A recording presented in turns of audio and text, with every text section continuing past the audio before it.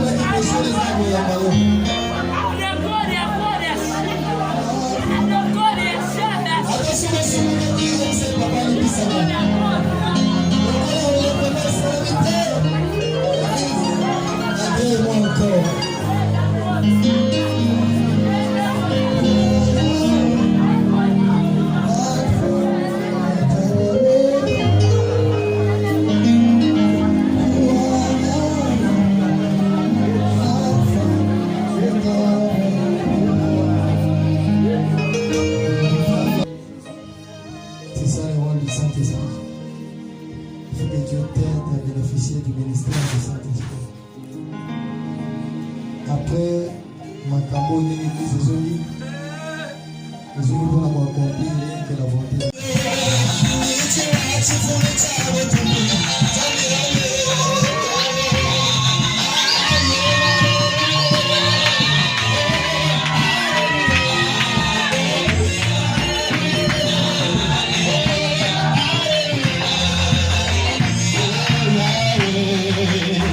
Yahweh Sana, Yahweh Sana,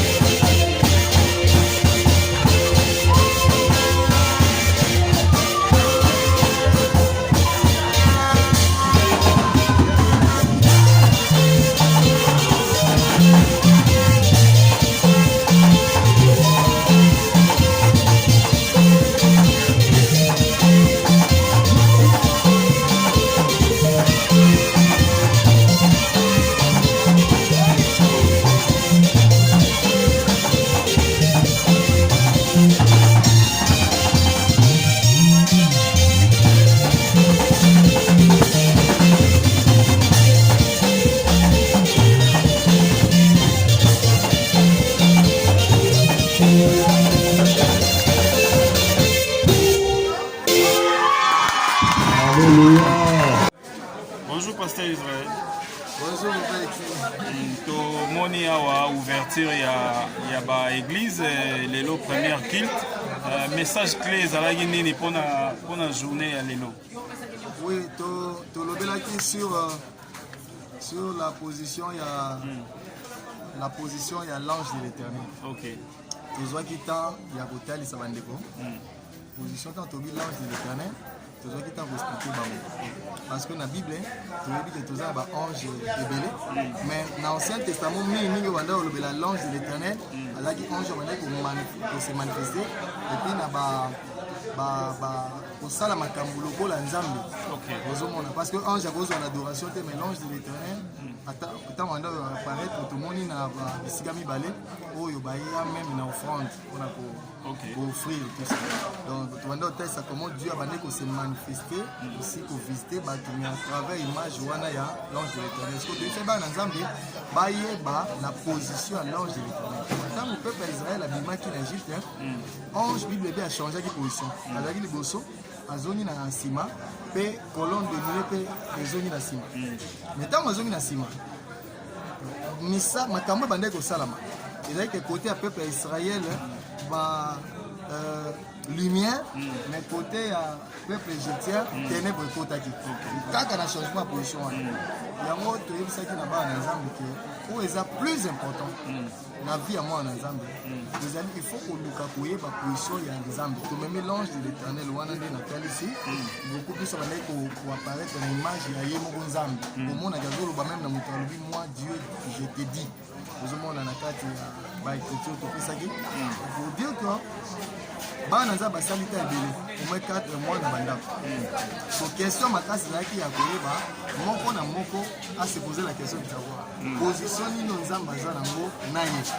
Parce que ebele bazongi na baéglise mais batikali batemple moko oyo gloire ya nzambe eza esote. Ça veut dire kaka na mwa période ya moke oyo baoyo bazalaka bandimi kaka na baéglise baservite kaka na baéglise bamosusu baprofitaki nango mpona kopengwa. Donc totalisaki bango okoki kozala chrétien te serviteur de Dieu te sans tolukaka koyeba nano position ya nzambe. Position wana nzambe tolobi pensée ya nzambe, décision ya nzambe, sentiment ya nzambe, bavie ya nzambe likolo ya vie na yo. Tomemaki bango mpona kotalisa bango ke so totali oyo esepase na mokili depuis longtemps nzambe déjà position ezalaki mabe, position déjà ya nzambe ezalaki ya kofrappe. Mais bato bandaki koteni compte nango te mpe na rappele bango l'année passée nayesaki bango ke bose préparé mpona 2020 eza makambo ekose passe ya makasi mingi ekozala ya pasi mingi. Mais bino bosala baculte na bandako nzambe alobi nayebisa bino nazalaka na campagne mais nayebisaki bango nzambe abi na année 2020 makambo mabe koya makasi ya mokili. Eloko ekosauve bakrétien eza la communion avec le Seigneur, bobanda kose sanctifier mpe nayebisaka bango bao baza na bafamille moko conflictuelle batraite baconflit na bango l'unité eza na bafamille parce que nzambe abaki ezaka na nzela ya sanctification nde tokoki kolonga mamoya ya 2020. Ozomona do yango na nazoyebisa bango nayebisaka bango tomoni ke à partir ya année passée le fait que toyebaki position nzambe azalaki nango face ya mokili biso deya toyebisaki bango te eza na frappe nzambe okokita mokili.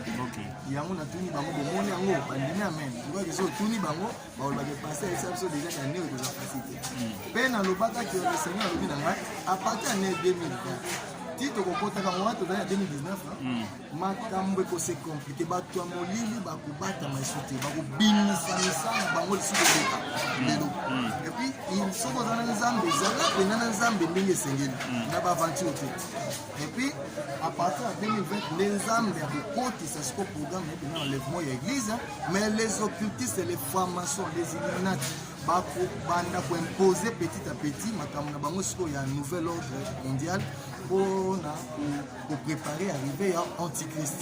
ozomona tobanda kotalisa bango bapréparatif ya baoccultiste mpona arrivé ya antichrist na oyo biso église tosengeli tosala mpona koya ya jésus nzambe azwa lokumu parce que bamoni yango nyonso yango nayesi bango alors il faut bodépendaka na position ya nzambe tokozala serviteur de dieu okozala mwana nzambe te oyebaka te pense ya nzambe likolo na yo soki ozofonctionne ndenge ota mosusu nzambe esati ebele nayebi te ndenge nini boseconduire na temps oyo nyonso soki boconservaki la foi te ça veut dire que ndenge oza boye oza moto ata ovanda te nzambe osepela te mpe nayebisaki esu na libota na nzambe te au moins en tant que pasteur lobi nasololaki na mama pasteur natunaki ye nalobi importance ya kosangana na baeglise ezali nini yango mpe nayebisi bana nabi namoni importance oyo tokosanga baeglise te motu nyonso asepeli lelo bamosusu batobisaki babilamba ya sika ebele babi tokokende eglise so ngai namoni importance te toyaka boye toteyaka soki eglise apres makambo elekaki na mokili ekozalaka eglise oyo tosangana na bandeki babongola mitema te eglise oyo frère ayaka na eglise azokontinue kaka na vie ya masanga na vie ya péché c'est inutile nango mpe nayebisi bango tuka mpona biso awa toza na mposa tosala mpe na kosanga te parce que biso toluka mbongo na makambo nzambe te toza na besoin ya baame fo bazala sauve e soki omoni ke yo kokontinue koya susu église mais ya kosala obitambusa ndenge olingi ete ezala nzambe te awa toa na besoin na tobolimbisa biso baeglise oyo baoluka bato kaka mpona plein ya pamba baza ebele mais biso oza na besoin ya bana nzambe oyo bakosadapte siko na position ya nzambe que dit Dieu c'est-à-dire baoyoka pensa nzambe so nzambe akobima libanda mpona evangelisation tobimi soki le seigneur alobi ke na miniti na libaa na ngai namona bino na kote bozala close de la parole de Dieu to vivre selon la parole moyango epesaki bango parce que nazwaki ntan ya koyebisa mpe bana na nzambe po biso na kongo toza baencourage c'est-à-dire un serviteur akoya pena na église abangani kutu nzambe te mais azoya na église aloba pena bandimami Dieu est avec nous ça c'est plus que la sorcellerie ye moko aobanga ndenge aotamwa na nzambe ayebi nzambe aza na ye te mais azozwa mpe courage ala otema oyebisa bato que Dieu est avec nous yango nayesi bango alors tant eza temps mposa so motu te il faut chacun travailler na conscience na ye parce que plus yango toyebisa bana nzambe mpo na biso position ya nzambe oyo ezalaki ya mokili ane passé nayebisaki bango yango oyo bamoni yango nde mpe naye koyebisa bango sikoyo maintenant pour l'église position oyo nzambe aza nango sikoyo pensé ya nzambe sikoyo l'enlèvement de l'église donc il faut moko na moko agarde na sainte soki matrate nzambe tosala nzambe na fidélité donc à part ça Voilà, merci beaucoup. À part ça, à part sanctification, Kobanga Nzambe, Koeba, enlèvement, il y a église et comme proche. To epengeli okomoko uti koloba olobi ba eliminati ba formation donc batu ya occultiste bazo préparer ba plan na bango petit à petit uti koyebisa bana nzambe ke pona baluka ko instaurer banini na bango nyonso wana tango ozoyebisa bana nzambe objectif ezani là c'est prévenir to objectif ezani pe na bamateya oyo tei bandeko so balobi bakende neti na référence biblique bakosimba wapi na wapi po esangana na maye nyonso to uti ça na limite bango moko bazwa ba écriture oyo batanga yango atanga bandako na bango topesaki bana nzambe exode topesaki bana nzambe exode 14 19 à 20 bisika oyo ange lolenge oyo ange achangeaki position na ye batanga yango epuis topesaki su bana nzambe oyo ezali Exode 33, 11 à 15. Exode 33, 11 à 15. C'est ça, Oyo, Bible, État ici, et que Nzambe a toujours besoin. Moïse, pardon. Moïse, naïf Saki Bango, tout c'est la conduite à Moïse. Moïse a fait Nzambe na lingi autant mon abisso. Maintenant, les seigneurs ont le Moïse. La Goya autant mon abisso parce que le peuple d'Israël a fait que mon pour être. Il a un peuple têtu. Alors, ceux qui n'attendent pas d'abino, n'ont risqué qu'au boma, n'a routine d'un ange. Mais Moïse a insisté qu'il faut avoir sans âme et que ça a besoin yomo kota moïse. Tinza mabaki alors na autant wana au Moïse. Et sorte que conformément Bible dit Moïse connaissait les voies de l'Éternel, Israël connaissait les offres de l'Éternel. Donc Moïse son problème est qu'il Amon a toujours que colonne à nuée zawa ezawa. Amon la colonne de feu bandé ko représenter l'image de Nzambe ezawana. Oye aye bandinga ko conduire les peuples. C'est très important la vie à Bonzambe. Totambolisa maga na Nzambe moko fois conduire. Et aujourd'hui c'est le Saint-Esprit qui en nous, il faut marcher selon le Saint-Esprit. Na nyonso tozo sala pesa conseil to pesa bana Nzambe. Moi que papa écrit bana Nzambe belé bazo échouer na ba faire. basali na nzambe mpe bazoeshua bandaki église ekufi akei boye esimbi te akufi avant le temps. C'est parce que ebele bango bazobandaka makambo mpo na nsima bakangaka nzambe lokola garçon de course na bango ya kokota na makambo na bandi. Nzambe ye aza mokonzi na biso ye fo azala alpha mpo na nsima azala omega. Yango topesaki baécriture wana epi lelo nazwaki ntango osola na église na développe en profondément te mpe bao balingi koyekola sur l'ange de l'éternel moke bakomona écriture na Genèse 16:10 Genèse 16:10 baomona elobami sur l'ange de l'éternel. Genèse 22 9 à 12 Genèse 22 9 à 12 baomona yango mpe na Juge 6 verset 12 à 24 Juge 6 12 à 24 wana histoire ya Gédéon et na Genèse 22 tokomona bahistoire nyonso bible elobeli biso po par rapport ya temps soki tokoki na profondeur na biso batei. Voilà, merci. Vraiment, merci beaucoup. Moi, image moquée par rapport à autre, tout n'a peut-être au beau sanitaire on peut sabanini, ni tant on peut saban image ya ba eliminati, ba occultiste bazo planifier ni na bango, ni nos web sabana nzambe na ba o nyo soto ezo mona na lokwa ba signe o bazo luka ko introduire ba makam na bango ba plus na banzota batu ba mambebele bele nini oyo ko yebisa peuple de Dieu oyo bazota o pe ba vanda peut-être na ba mboka o déjà si ba vota ba loi wana makambo wana so qu'est-ce qu'il peut faire pour pour éviter makambo wana nyonso. Merci beaucoup papa Eki. Nzambe hapa moloko na question wana. Alina sa peuple de Dieu o nyonso olanda. Nanda ba serviteur de Dieu. Boye bango que nous sommes en guerre, l'église est en guerre. Et ça loko je pense moi passe moke. Ba na nzambe pona bango za loko ba koti culte boye. Nde bazoyi na bandako na bango après ba oya culte mokolo bolobi ke faut ba ya tout ça. Mais bazana kati ya programme ya église pour rappeler ngai message ya François pardon Macron à lobby nous sommes en guerre. Mais na éviter guerre ni Macron zanango parce que yo peut outi goloba tout à l'heure awa étant serviteur de Dieu nous sommes en guerre. Et ça guerre ni wana oyo batu ba ko comprendre. Toza na guerre. Guerre toza na ngo ezaki. Toza na deux équipes oyo ils ont bête match on a remporté ba prix. Ils ont bunda guerre. Ba franc-maçon. Ba Illuminati. Baza batu oyo bango nde baye kobotela biso eloko oyo babengi ya nouvel ordre mondial.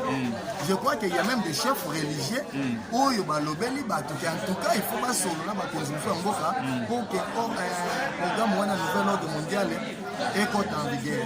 Mais soki otangi yango papa Eki omonaka makambo bible petite na kati nde ecuménisme ezali mpe bachef religieux wana babandaki déjà koensemble bachef religieux mosusu wana mpona kolobaki tosangisa banzambe mpo tosambela nzambe moko basala mpe bavideo toza nango ozomona maintenant bango baza baavancé c'était depuis 2004 papa Eki oyo biso toteya makambo ya pise électronique depuis 2004 toteyaka ke bokomone kokóma na ta moko se bato babili omona nzoto pise électronique tusa piste d'identification bakokosa bato ke ezaka mpona identification mais identification wana ekozala kaka mpona makambo so baotalisa te en réalité ekozala parce que bayebi ke il n'y a que les chrétiens baobondela un Dieu oyo azali omniprésent ça veut dire aza partout au même moment mais l'antichrist ntango oya ye akozala omniprésent te akozala ce qu'on a besoin de contrôler mokili kocontrôler bato nyonso nde yango moni.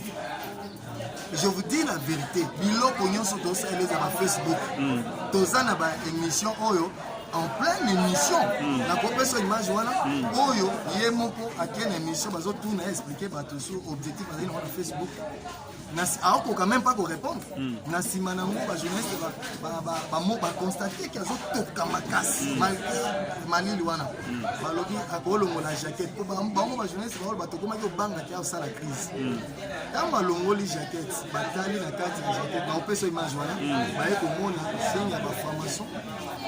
L'objectif est ça, on va rendre le monde petit. Mais pour rendre le monde petit, pourquoi?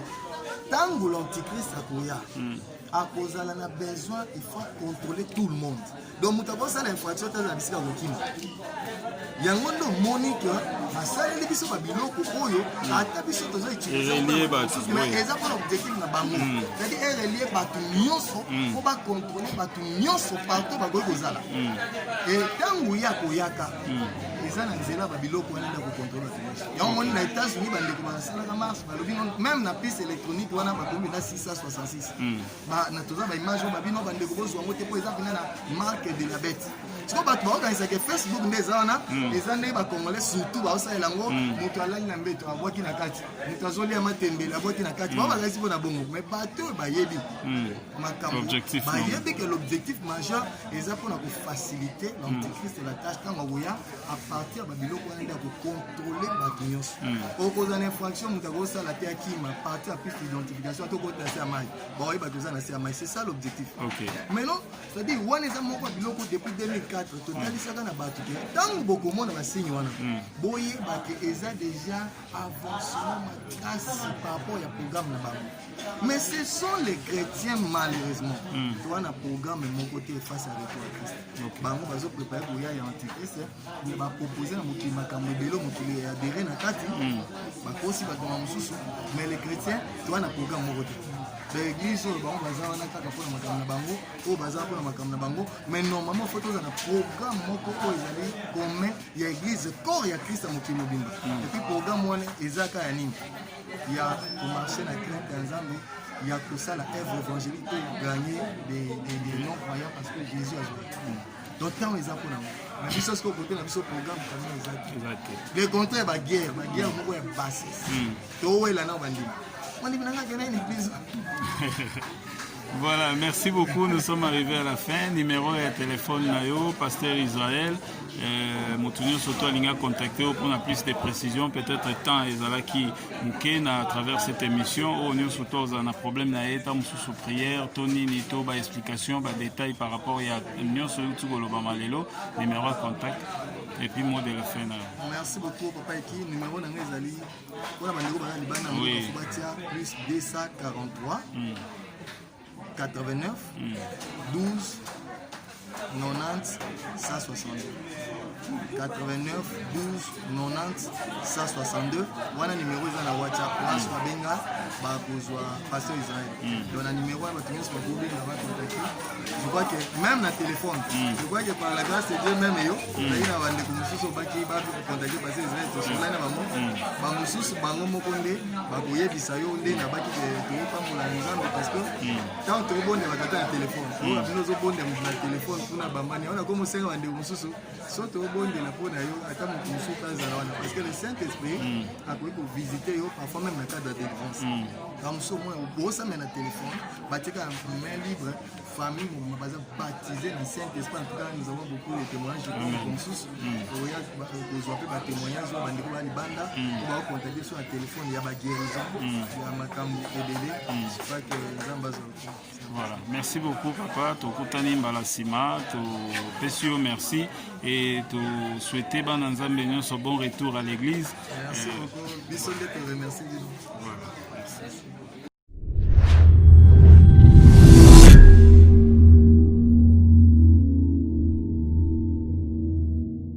IHP Média, la chaîne qui vous édifie.